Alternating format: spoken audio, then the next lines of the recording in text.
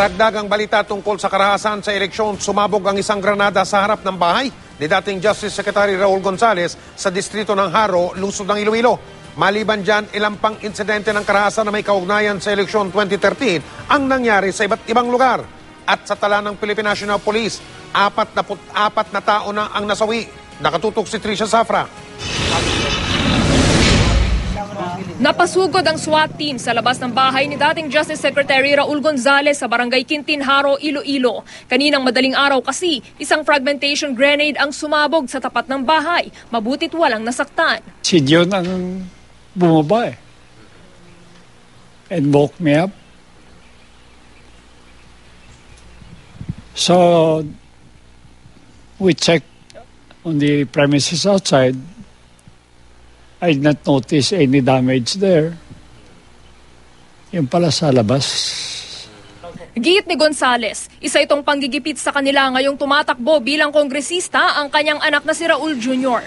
Sa Santiago, Isabela, isang bus na pag-aari ng city government ang hinarang.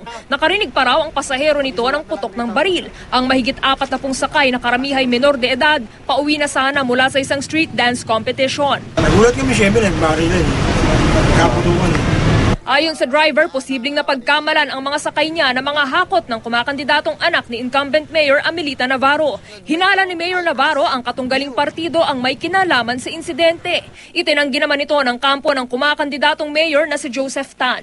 Sa Tabuk City, Kalinga naman, tinambangan ng hindi pa nakikilalang grupo ang mga sundalong nag-e-escort sa mga BEI at PICOS machines patungong Lubwagan. Patay ang 2 sundalo, 2 pa ang malubhang sugatan. Sa Ilocos Norte, madugo ang naging engkwentro ng mga supporter ng magkatunggaling kandidato sa pagka-mayor ng Pagudpod. 2 ang patay, 2 pa ang sugatan. Kaya pinag-aaralan na ng COMELEC kung gagawin ng area of immediate concern ang Pagudpod.